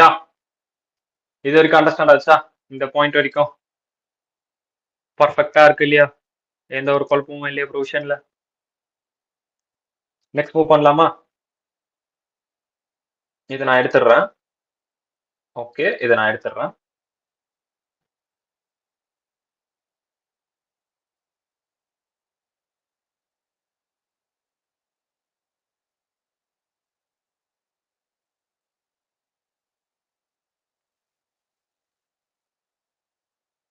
Okay, so அந்த ஒரு provision பார்த்தாச்சு. உங்க புக்ல தயவு செஞ்சு பாத்துறாதீங்க, குழம்பி போயிடுவீங்க. புக்கை திறக்குவாங்க. ஓகேவா? சோ நெக்ஸ்ட் இது வரைக்கும் ஞாபகம் இருக்குது இல்லையா? மேல ஒரு ப்ரொவிஷன் பார்த்தது அது வரைக்கும் ஞாபகம் இருக்கு. இப்ப அடுத்து வந்து பாத்தீங்கன்னா ஷோஃபர் சேலரி, விச் மீன்ஸ் டிரைவர்னு சொல்லுவோம். நம்ம டிரைவர் வச்சிருப்போம் இல்லையா காருக்கு, அந்த டிரைவர் இருந்தாங்கன்னா அந்த டிரைவருக்கு ஒரு சேலரி கொடுப்பாங்க. கரெக்டா? கம்பெனி உங்களுக்கு கார் கொடுத்துருக்கு, நீங்க அதுக்கு ஒரு டிரைவரையும் வச்சு டிரைவருக்கும் காசு கொடுக்க சொல்றீங்க. ஓகேவா? So that is called as chauffeur. Chauffeur னா டிரைவர். அந்த குதிரை ஓட்டுறவங்க அந்த மாதிரி இருந்தவங்க chauffeur சொல்லுவாங்க. That is considered as driver in furtherly. Okay. If chauffeur is also provided, then salary of chauffeur is further to be added to the value of perquisites. அவங்களுக்கு கொடுக்குற salary இது கூட add ஆகும் as computed above. However, if the car used for both purpose, that is official and personal purpose, then 900 per month தான்ப்பா. அதாவது in case official பர்பஸ்க்கு இருந்தா ஒரு பிரச்சனையும் இல்லை, அப்படியே வந்து விட்டுறலாம். Official purpose not taxable. Official purpose வரைக்கும் ஒன்றும் பிரச்சனை இல்லை. இன்கேஸ் பர்சனல் பர்பஸ் அப்படின்னா எவ்வளவு நீங்க பே பண்றீங்களோ அவ்வளவும் வந்து உங்களோட பர்பஸ்ல ஆட் ஆயிடுமா. In case both personal plus official இருக்கு அப்படின்னா 900 பர் மந்த்துக்கு. ஓகே, அப்படி எடுத்துக்க சொல்றான். Irrespective of the higher or lower capacity, லோவரா இருந்தாலும் சரி ஹையரா இருந்தாலும் சரி. ஓகே, ஸோ எந்த டைப் ஆஃப் கெப்பாசிட்டியா இருந்தாலும் 1,900 பர் மந்த்துக்கு is to be taken value of chauffeur purposes. Chauffeur பர்பஸிட்டிக்கு நீங்க எடுத்துப்பீங்க அப்படின்னு சொல்லியிருக்கான். புரிஞ்சுதா? அதாவது பர்சனல் பர்பஸ்க்கு யூஸ் பண்ணி டிரைவர் வச்சிருக்கீங்க அப்படின்னா எவ்வளவு அமௌண்ட் 10,000 ரூபாய் கட்டுறீங்க அப்படின்னா 10,000 ரூபாயுமே உங்களுதுல ஆட் ஆயிடும். இன்கேஸ் பர்சனல் பிளஸ் அபிஷியல் பர்பஸ்க்கு இருக்கு அப்படின்னா 900 பர் மந்த்துக்கு. அபிஷியல் பர்பஸ் மட்டும் இருக்கு அப்படின்னா ஒன்னும் பிரச்சனை இல்லை, not taxable. This is the points they given here. Question கொஞ்சம் நல்லா படிக்கணும். இந்த 900 அப்படிங்கிறது irrespective of the car size. இந்த 900 அப்படிங்கிறது irrespective of the car size. ஹையரா இருந்தாலும் சரி லோவரா இருந்தாலும் சரி. இப்போ 1.6 லிட்டருக்கு மேல இருந்தா 2,400 per monthக்கு நாங்க பார்த்தோம். அது எதுக்கு? காருக்கு. அப்போ சோஃபாருக்கு எவ்வளவு பார்க்கணும்? 900. இப்போ 1.6 லிட்டர் கீழே இருந்தா என்னன்னு பார்த்தோம் 1,800 per month நாங்க பார்த்தோம். யாருக்கு? காருக்கு. அப்போ கார் டிரைவருக்கு கம்மி ஆகுமான்னு கேட்டா கம்மி ஆகாது. இந்த கார் டிரைவருக்கு 900 அப்படியே தான் இருக்கும். ஓகேவா? ஸோ சில நோட்ஸ் கொடுத்துருக்கான். ஸோ இந்த நோட்ஸ் எல்லாம் கொஞ்சம் பார்க்க வேண்டியது இருக்கு. என்னன்னா, if motor car is provided at concessional rate then charges paid by employer such car shall be reduce from the value of work seats. In case concessional rate கொடுத்துருக்கேன், அதாவது நான் எம்ப்ளாயி கிட்ட இருந்து ஒரு 5000 ரூபாய் வாங்கிக்கிறேன்னு வச்சுக்கோமே, 5000 ரூபாய் வாங்குறேன் நான் கார் கொடுத்ததுக்கு. ஆனா காருக்கு மொத்த செலவு 10,000 ரூபாய் ஆகுது ஒர்க் சீட்ஸ்ல அப்படின்னா, அப்ப இந்த 5000 ரூபாய் அதுல மைனஸ் பண்ணிட்டு பேலன்ஸ் இருக்க 5000 ரூபாய் மட்டும் ஒர்க் சீட்ஸ்ல காட்டணும். அது first point. The word month denotes completed month. Any part of the month shall be ignored. Completed month மட்டும் தான் எடுத்துக்கணும். 3 months 15 days கொடுத்துருக்கான் அப்படின்னா 15 days இக்னோர் பண்ணுங்க, 3 months மட்டும் எடுத்துக்கோங்க அப்படின்னு சொல்றோம். அது second point. Third, where more than one car is provided to the employee. அடேங்க அப்பா, ஒரு காருக்கு மேல இன்னொரு car கொடுக்கறோம்னா, otherwise then the whole and exclusively for official purpose, otherwise then wholly and exclusive for official purpose the various books is for. அதாவது official பர்பஸ்க்கு இல்லாம கொடுத்துருக்கோம் அப்படின்ற பட்சத்தில் one car shall be taken as car is provided partly for office and partly for private purpose சொல்லிட்டு 1800 2400 plus 900 add பண்ணுவோம். இது common ஒரு காருக்கு. அதாவது 2 கார் கொடுத்துருக்காங்க. இப்போ 2 கார் கொடுத்துருக்காங்கன்னா ஃபர்ஸ்ட் காருக்கு நம்ம இப்ப பார்த்தோம் இல்லையா, அந்த ப்ரொவிஷன் படி அப்ளிகபிள் பண்ண சொல்லிட்டான். அதர் காருக்கு என்ன சொல்றான், value shall be calculated as car provided exclusive for private purpose. இன்னொரு காரை என்ன சொல்றான்னா ஒன்லி ஃபார் பர்சனல் பர்பஸ்க்கு யூஸ் பண்ணிருக்கான், பர்சனல் பர்பஸ்க்கு மட்டும்தான் அதை யூஸ் பண்ணிருக்கான்னு சொல்லி இன்னொரு கார் என்ன பண்ணிடுவோமா, டாக்ஸபிள் பண்ணுவோம். ஏன்னா பர்சனல் பர்பஸ்க்குன்னு வரும்போது எல்லாமே ஆக்சுவல் தான். ஆக்சுவலா நீங்க எவ்வளவு செலவு பண்ணிருக்கீங்க, ஆக்சுவலா நீங்க என்ன பண்ணிருக்கீங்க மட்டும் தான் எடுத்துப்பீங்க. கார் பொறுத்த வரைக்கும் மெயின்டெனன்ஸ் பிளஸ் டெப்ரிசியேஷன் எடுத்துப்பீங்க. அதுவும் ஆக்சுவலா ஆகிற செலவு தானே, மெயின்டெனன்ஸ் டெப்ரிசியேஷனும் அதே தான் எடுத்துப்பீங்க. ஸோ ஒரு காரை ஆஃபீஸ் பர்பஸ்க்கும் பிரைவேட் பர்பஸ்க்கும் எடுத்துப்பீங்க. 2 கார் கொடுத்துருந்தாங்கன்னா அதுல இன்னொரு காரை வெறும் பர்சனல் பர்பஸ்க்கு மட்டும் எடுத்துப்பீங்க அப்படின்னு அந்த பாயிண்ட் கொடுத்துருக்கான். அப்புறம் conveyance facilities to judges high court to supreme court is not taxable. In case இவங்களுக்கு யாருக்கா கொடுத்துருக்காங்க, supreme court judge high court judge கொடுத்துருக்காங்க, அதெல்லாம் டாக்ஸபிள் ஆகாது. Use of vehicle provided to an employee for journey from residence to workplace or vice versa is not taxable. Okay, வீட்டுக்கும் ஆஃபீஸ்க்கும் போயிட்டு வந்தா அது டாக்ஸபிள் ஆகாது. These are the notes you have to be remember. ரைட்டா? Right. இப்போ ஒரு some போட்டுட்டு அதுக்கப்புறம் அடுத்த ப்ரொவிஷன் போவோம்.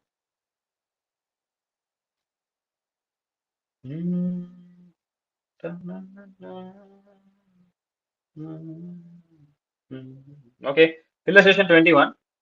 Take this sum. Sona must be provided a car 1.7 liter, 1.7 more than 1.6, right? By his employer because limited.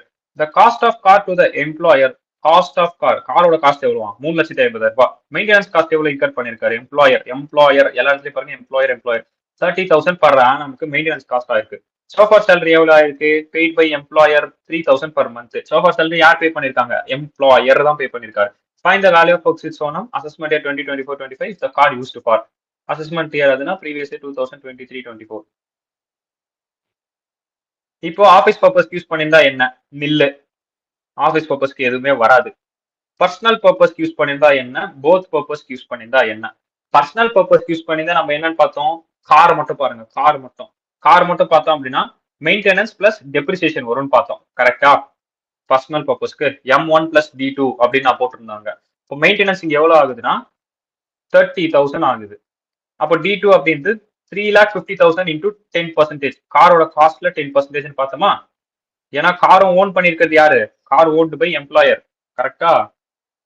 அப்போ இதுக்கு 35,000 வரும்.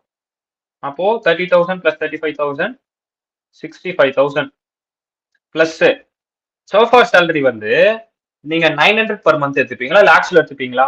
பர்சனல் பர்பஸ்க்கு பர்சனல் பர்பஸ் பொறுத்த வரைக்கும் சோஃபார் சேலரி ஆக்சுவல் தான் எடுத்துக்கணும். ஆக்சுவல் எவ்வளோ, 3,000.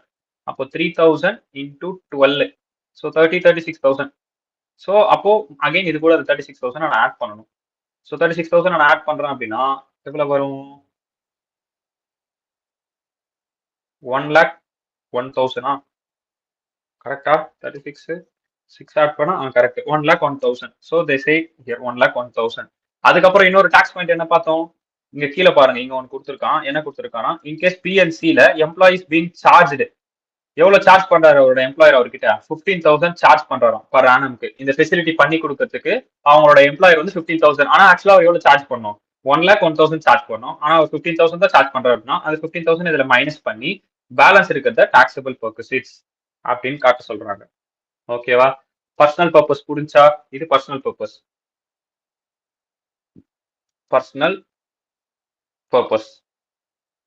கிளியரா? பர்சனல் பர்பஸ் கிளியரா? So now we are going to both purpose. Both பர்பஸ்னு வரும்போது நம்ம என்ன பார்க்கணும்னா சிசி பேஸ் பண்ணி பார்க்கணும். சிசி பேஸ் பண்ணி பார்க்குறோம் அப்படின்னா நம்ம எவ்வளோ 1.6 லிட்டர் 1.6 லிட்டர் நம்ம என்ன பார்த்தோம் 2400 பர் மந்த். அதே மாதிரி போத் பர்பஸ்க்கு இருக்கு அப்படின்னா சோஃபார் சேலரி நம்ம என்னன்னு பார்த்தோம் 900 பர் மந்த். கரெக்டா? டன்னா? அவ்வளவுதான். காருக்கும் முடிஞ்சிச்சு, சோஃபார் சேலரிக்கும் முடிஞ்சிச்சு. அப்ப டைரக்டா தூக்கி 2400 into 12 ரெண்டுத்தையும் அவன் ஒன்னா சேர்த்திருக்கான். எப்படி சேர்த்திருக்கான்னா 2400 plus 900 ரெண்டுத்தையும் ஒன்னா சேர்த்து 3300 per month போட்டு டைரக்டா என்ன பண்ணிருக்கான்னா 3300 into 12 போட்டு 39,600 அப்படின்னு வேல்யூபிள் பர்சன்ஸா போட்டான். Whenever statutory value 1,600 is taken taxable value of purchase, the amount charged by employee shall not be subtracted. So இந்த இடத்துல இன்னொரு ப்ரொவிஷன் கொடுத்துருக்கான். நம்ம வந்து இந்த இடத்துல ஆக்சுவலா அவங்க கிட்ட இருந்து சார்ஜபிள் பண்ணோம்னு பார்த்தோம் இல்லையா, இந்த 15,000 ரூபாய், இந்த 15,000 ரூபாய் இது இங்க லெஸ் ஆகாதான். இது வந்து இந்த 15,000 ரூபாய் இங்க லெஸ் ஆகாதான். ஏன்னா நம்ம எடுத்திருக்கிறதே என்னதுதான் ஸ்டாச்சுட்டரி லிமிட் தான், ஸ்டாச்சுட்டரி வேல்யூ தான் எடுத்திருக்கோம். அந்த 2,400 900 ஸ்டாச்சுட்டரி வேல்யூ தான், அதுல இருந்து அதை லெஸ் பண்ணக்கூடாது அப்படின்னு சொல்லியிருக்கான். shall not be subtracted. அவ்வளவுதான். புரிஞ்சுதா?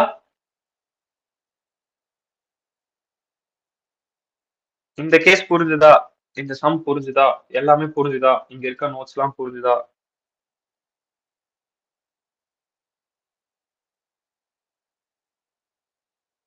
நீ பாட்டுக்கு டக்கு டக்குன்னு போட்ட, ஆனா எங்களுக்கு கொஞ்சம் புரியல. Okay, now we are moving to next step. இப்போ அடுத்து பார்க்க போறோம். அடுத்து என்ன அப்படின்னு பாத்தீங்கன்னா, கார் ஓன் பண்ணிருக்கிறது யாரு? எம்ப்ளாயர். அந்த சம் அவ்வளவுதான். அந்த சம் விட்டுருங்க. அந்த சம் பார்த்துட்டு அதுக்கப்புறம் நீங்க ப்ரொவிஷன் படிச்சுட்டு மறுபடியும் அந்த சம் போகலாம். இப்போ அடுத்து வாங்க. ஓகே, இப்போ கார் ஓன் பண்ணிருக்கிறது எம்ப்ளாயர், கார் மெயின்டைன் பண்றது எம்ப்ளாயி. ஓகேவா? அப்போ மேல வந்து எம் பிளஸ் டின்னு ஒண்ணு பார்த்தோம்ல, கரெக்டா? எம்னா மெயின்டெனன்ஸ், டினா டெப்ரிசியேஷன். மெயின்டெனன்ஸ் எப்போ வரும்? அந்த காரை வந்து மெயின்டைன் பண்ணும்போது தான். ஆனா இதை மெயின்டைன் பண்றது யாரு? எம்ப்ளாயி. அப்போ இது சேராதா? அப்போ வெறும் டி மட்டும் தானே இருக்கு. அப்ப இங்க டி மட்டும் தான் வரும். அதாவது பர்சனல் பர்பஸ்ல நான் சொல்றேன். இவர் ஓன் பண்ணிருக்காரு, இவர் மெயின்டைன் பண்ணிருக்காரு. அந்த மேல பார்த்ததுல ரெண்டுமே ஒருத்தரே பண்ணாருன்றதுனால எம் பிளஸ் டின்னு வந்துச்சு. இந்த இடத்துல எம் இவரே பாத்துக்கிறாரு, அதனால எம் வராது, டி மட்டும் தான் வரும். டி. ஓகேயா? சரி, ஓகே. அபிஷியல் பர்பஸ்க்கு ஆல்வேஸ் நாட் டாக்ஸபிள். பர்த் பர்பஸா இருந்துச்சு அப்படின்னா அந்த இடத்துல 1,800 2,400 பாத்தீங்க இல்லையா, அது அப்படியே கம்மியாயிருக்கு. 600 900 per month. 900 per month in case of higher capacity car, 600 per month in case of lower capacity car. ஓகேவா?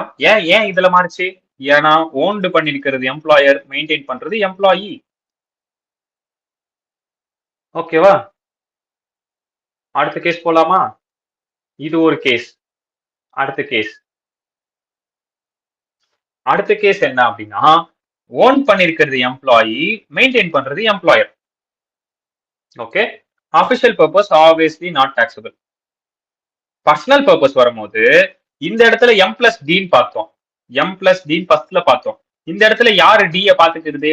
டிஏ எம்ப்ளாயே பாத்துக்கிறாரு, டெப்ரிசியேஷன் எம்ப்ளாயே பாத்துக்கிறாரு. அப்போ இந்த இடத்துல இவர் எம் மட்டும் தான் வரும். அப்போ எம் மெயின்டெனன்ஸ் மட்டும் தான் நீங்க இங்க டாக்ஸபிள் பண்ணணும் பர்சனல் பர்பஸ்ல. அதுக்கு அடுத்து போத் பர்பஸா இருக்கு அப்படின்னா actual expenditure incurred by the employee as reduced by 1,800 2,400 per month. இது third point. Further deductions of 900 per month of driver or higher deduction is prescribe conditions are satisfied. So இந்த point உங்களுக்கு இப்போ புரியாது. இந்த point நம்ம some பார்த்துட்டு வந்ததுக்கு அப்புறமா தான் உங்களுக்கு புரியும். But you have to be remember this condition, 5th condition. இந்த கண்டிஷனை நீங்க பாத்துக்கணும். இந்த 5th கண்டிஷனை மட்டும் பாத்துக்கோங்க, இது எதையும் பார்க்க வேண்டாம், நான் சொல்றேன். இது வந்து பாத்தீங்கன்னா ஸ்பெசிஃபைடு இல்ல, ஆல் எம்ப்ளாயி. இது ஒண்ணு நீங்க நோட் பண்ணணும். ஏன்னா கார் ஓன்டு பை எம்ப்ளாயி. அப்போ இங்க ஸ்பெசிஃபைடு எம்ப்ளாயி வராது, ஆல் எம்ப்ளாயி அப்படின்னு வரும். ஓகேவா? இதை நீங்க இப்போதைக்கு பார்க்க வேண்டாம். கண்டிஷன் 5 மட்டும் என்னன்னு பார்ப்போமா? கண்டிஷன் 5 என்னன்னு பாருங்க. Full condition to be fulfilled at claim the higher deduction. Deduction claim பண்ணா கீழே இருக்க கண்டிஷன்லாம் ஃபுல்ஃபில் பண்ணுமா? என்ன கண்டிஷன்? The employer has maintained complete details of journey undertaken of for official purpose which may be included date of journey, destination, mileage and the amount of expenditure incurred thereon. இப்போ employer தான் நீங்க maintenance பண்றாரு, கரெக்டா? Maintenance அவர் தான் பாத்துக்கிறாரு. அப்ப maintenance அவர் பண்றாரு அப்படின்னா அவர் என்னெல்லாம் மெயின்டைன் பண்ணுமா? அவர் எவ்வளவு தூரத்துக்கு என்ன ஜேர்னி பண்றாரு அபிஷியல் பர்பஸ் காண்டி, அந்த டேட் ஆஃப் ஜர்னி என்ன, எவ்வளவு டெஸ்டினேஷன், அதுக்கான மைலேஜ் என்ன, அதுக்கான ஆக்சுவல் எக்ஸ்பெண்டிச்சர் என்ன, ஒரு புக் மெயின்டைன் பண்ணும் அவருக்குன்னு செப்பரேட்டா. அதுக்கப்புறம் the employer gives the certificate to the effect of that expenditure was incurred wholly and exclusively for performance of official duty. Official டியூட்டிக்காக தான் அதை பெர்ஃபார்ம் பண்ணிருக்காரு அப்படின்னு எம்ப்ளாயர் வந்து என்ன கொடுக்கணும், சர்டிபிகேட் கொடுக்கணும். இந்த ரெண்டு கண்டிஷனை சாட்டிஸ்ஃபை பண்ணாதான் இங்க இருக்க டிடக்ஷன் எடுத்துக்க முடியும் அப்படின்னு சொல்றான். ஓகேவா, அந்த டிடக்ஷன் நான் சொல்றேன். ஓகே, இது வரைக்கும் அண்டர்ஸ்டாண்ட் ஆச்சா? அண்டர்ஸ்டாண்ட் லெசன்ஸ் ஒரு கிளாரிட்டி மாதிரி வந்திருக்கும். கொஞ்சம் கன்ஃபியூஸ்டா தான் இருக்கும், எது எக்ஸாக்டா எங்க வரணும், எது எக்ஸாக்டா எங்க வரக்கூடாது அப்படின்றது கொஞ்சம் கன்ஃபியூஸ்டா தான் இருக்கும்.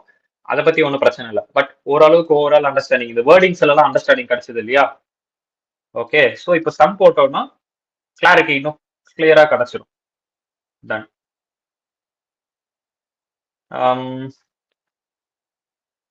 இந்த சம் ஹோம்ஒர்க் போட்டுக்கோங்க. This is one is for homework.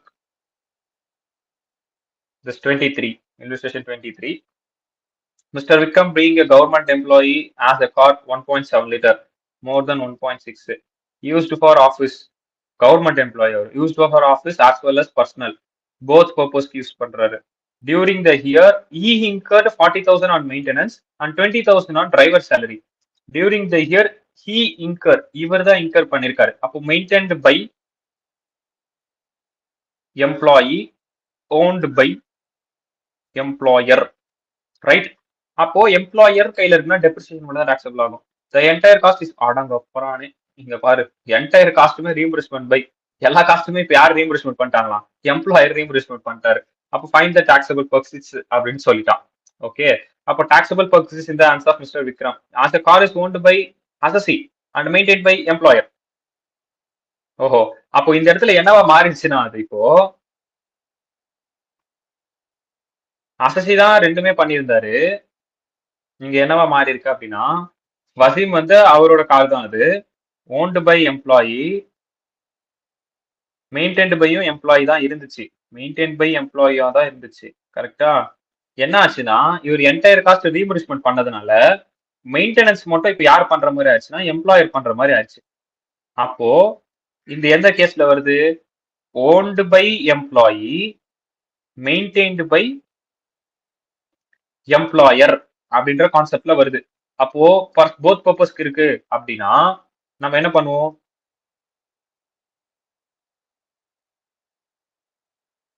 இந்த கேஸ்ல இருக்கு, இந்த கேஸும் இல்ல, இந்த கேஸ்ல இருக்கு, owned by employee, maintain by employer. ஓஹோ, இங்கே வந்துருச்சு அது. ஓகே, சோ இந்த கேஸ்ல இருக்கு அப்படின்னா நம்ம டிடக்ஷன் எடுத்துக்கிறதுக்கு பார்ப்போம். போத் பர்பஸ், நாட் பர்பஸ் போது போத் பர்பஸ்ல இருக்கு. அப்போ இதை நீங்க தெரிஞ்சுக்க வேண்டிய நேரம் வந்துருச்சு. அப்போ இதை நீங்க தெரிஞ்சுக்க வேண்டிய நேரம் வந்துச்சு. ஹையர் டிடக்ஷன் எப்போ கிடைக்கும், அந்த எம்ப்ளாயர் வந்து ப்ராப்பரா சர்டிபிகேட்லாம் மெயின்டைன் பண்ணிருக்கணும். அதெல்லாம் கொடுத்துருக்கானா. Actual expenditure incurred by employer as reduced by 2,400 per month in case of 7.1 liter and 900 per month for driver salary, hence taxable amount shall be. அதாவது இதை பண்ணியிருந்தா இந்த இடத்துல டிடக்ஷன் எடுத்துக்கலாம்னு பார்த்தோம். Actual expenditure incurred by the employer as reduced, எவ்வளவு reduce பண்ணமா, 1,800 இல்ல 2,400. எதை பேஸ் பண்ணி, பேஸ்ட் ஆன் கெப்பாசிட்டி. இப்போ அங்க கெப்பாசிட்டி எவ்வளோ, 1.7 லிட்டர். அப்போ மோர் தென் 1.6 லிட்டர்ல இருக்கு அப்படின்னா தென் 2,400 வரைக்கும் இருக்கலாம். அப்போ 2,400 நீங்க என்ன பண்ணிக்கலாம், டிடக்ஷன் எடுத்துக்கலாம். Actual expenditure minus this deduction. அதே மாதிரி சோஃபார் சேலரியில 900 வரைக்கும் எடுத்துக்கலாம், minus deduction, actual expenditure minus deduction. Okay, கண்டிஷனை சாட்டிஸ்ஃபை பண்ணணும். ஸோ அப்போ இங்க என்ன பண்ணிருக்காங்க, 2,400 பிளஸ் 900. ஆக்சுவல் எக்ஸ்பெண்டிச்சர் எவ்வளோ நான் இருக்கு, 40,000 மெயின்டெனன்ஸ்க்கு, 20,000 சோஃபார் சேலரிக்கு, மொத்தமா 60,000 நடந்திருக்கு. அதுல இருந்து நீங்க டிடக்ஷன் எடுத்துக்கலாம் இல்லையா. என்ன டிடக்ஷன் எடுத்துக்கலாம், 2,400 900 into 12 டிடக்ஷன் எடுத்துக்கிட்டீங்க அப்படின்னா you got taxable amount. But they have to satisfy the condition. என்ன கண்டிஷன்ல சாட்டிஸ்ஃபை பண்ணணும், அந்த எம்ப்ளாயர் வந்து சர்டிஃபை பண்ணணும், பிளஸ் வந்து இந்த அந்த மெயின்டெனன்ஸ் எல்லாம் பண்ணணும், எவ்வளவு வந்து அது வந்து மைலேஜ் தருது, எத்தனை கிலோமீட்டர் போகுது, என்ன டெஸ்டினேஷன், அதெல்லாம் அவர் மெயின்டைன் பண்ணிருக்கணும். அப்போ இது அப்ளிகபிள் ஆகும். அண்டர்ஸ்டாண்ட் ஆச்சா? இந்த இடத்துல ஆக்சுவல் எக்ஸ்பெண்டிச்சரே வந்துருச்சு. என்ன காரணம்னா கார் வந்து ஓன்டு பை எம்ப்ளாயி. அதனால இந்த இடத்துல வந்து நீங்க அண்ணா இப்ப மேல பார்த்த மாதிரி இந்த இடத்துல ஏன்னா நாங்க 2,400 போடக்கூடாது அப்படின்னா அந்த இடத்துல கார் ஓன்டு பை எம்ப்ளாயர், இங்க கார் ஓன்டு பை எம்ப்ளாயி. ஓகேவா, அண்டர்ஸ்டாண்ட் ஆச்சா? கொஞ்சம் லாஜிக்கலா, அதாவது இப்போதைக்கு ஒரு ஒரு குட்டி சர்க்கிள்ல இருந்து யோசிச்சீங்கன்னா கொஞ்சம் கன்ஃபியூஸா இருக்கும். கொஞ்சம் ப்ராடா நம்ம இதெல்லாம் பிராக்டிகலா பார்த்தோம் அப்படின்னா ஈஸியா புரியும் உங்களுக்கு. ஏன் எம்ப்ளாயி கையில வந்தா இப்படி வருது? ஏன் எம்ப்ளாயி கையில வந்தா இப்படி வருது? ஏன் இந்த இடத்துல டிடக்ஷன் ஏன் இப்படி வருது? அப்படின்றதெல்லாம் உங்களுக்கு புரியும். ஓகேயா? அதாவது நான் சொன்னது புரிய வேண்டாம். ஆனா ஆஸ் பர் ப்ரொவிஷன் படி புரிஞ்சுதா? ஓகே. ஆஸ் பர் ப்ரொவிஷன் படி எப்படி சம் வந்து அப்ரோச் ஆச்சுன்னு தெரிஞ்சுச்சு இல்லையா? எனக்கு அது போதும். அது மட்டும் தெரிஞ்சாலே போதும். அதுக்கப்புறம் நீங்க படிச்சிருவீங்க. அந்த நம்பிக்கை எனக்கு இருக்கு. உங்களுக்கு ஆஸ் பர் ப்ரொவிஷன் படி அந்த சம்ம எப்படி அப்ரோச் பண்றோம்னு தெரிஞ்சா மட்டுமே போதும். ஓகே? சோ நெக்ஸ்ட் சம் இதுவும் நம்மளே போடுவோம்.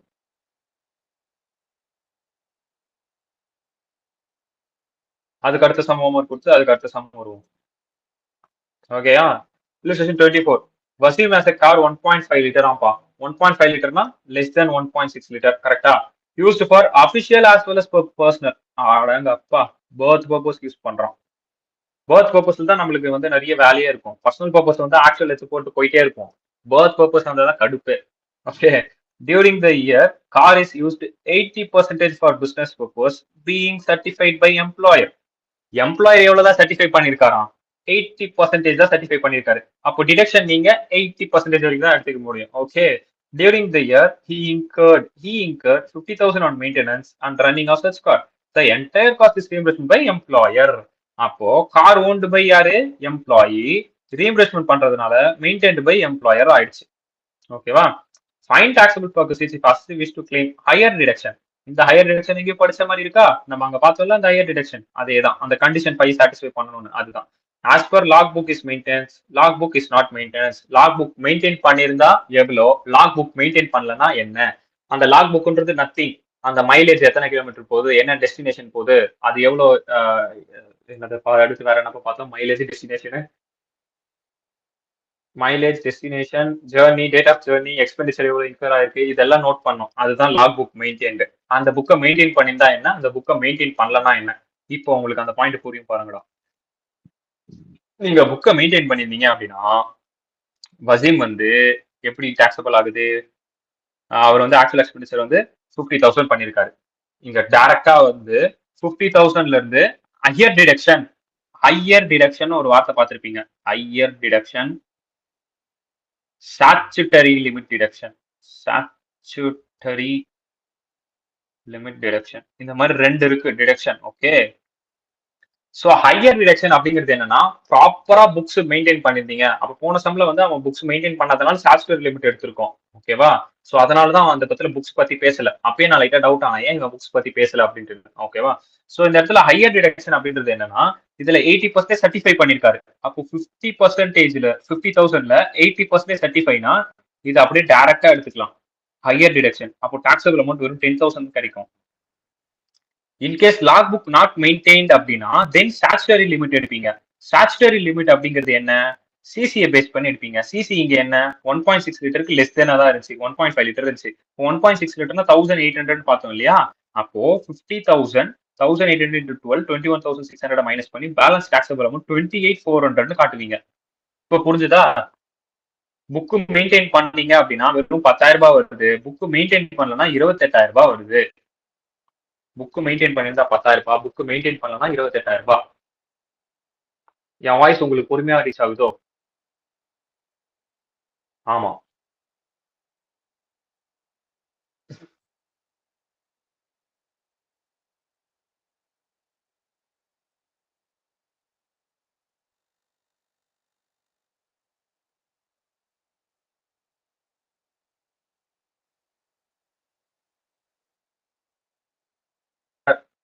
இப்போ கரெக்டா இருக்கா?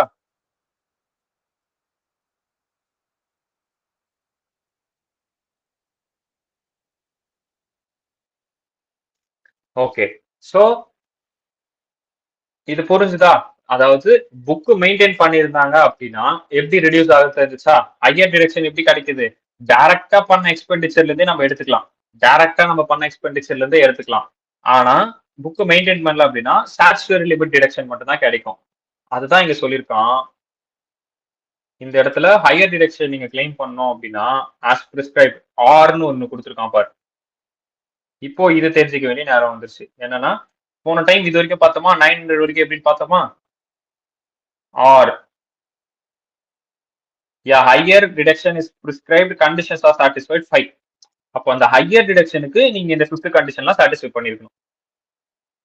ஓகேவா? அந்த ஆர் அதனாலதான் அங்க இருக்கு அல்லது அப்படின்ட்டு.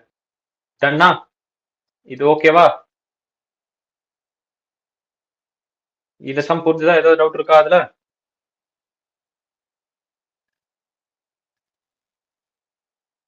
ஓகே.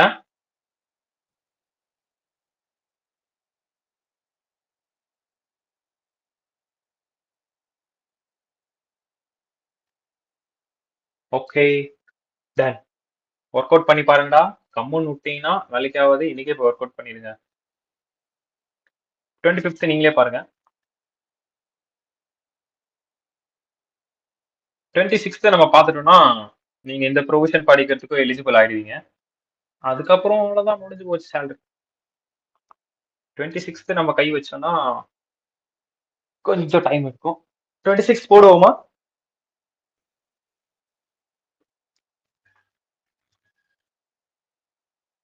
போடுவோமா இல்ல நாளைக்கு பார்க்கலாமா?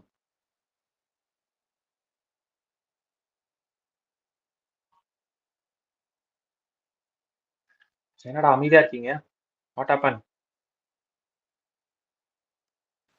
போதும், நான் நாளைக்கு பார்த்துக்கலாம். Okay done. ஸோ இப்போ வரைக்கும் பார்த்த வரைக்கும் ஒர்க் அவுட் பண்ணுங்க. மறுபடியும் நாளைக்கா வந்து ஒன்ஸ் வந்து இந்த 26th என்ன அப்படின்னு பாத்தீங்கன்னா எல்லாமே சேர்ந்தாப்புல இருக்கும் ப்ரொவிஷன். இப்போ நம்ம பார்த்தோம் இல்லையா, எது எதெல்லாம் பார்த்தோமோ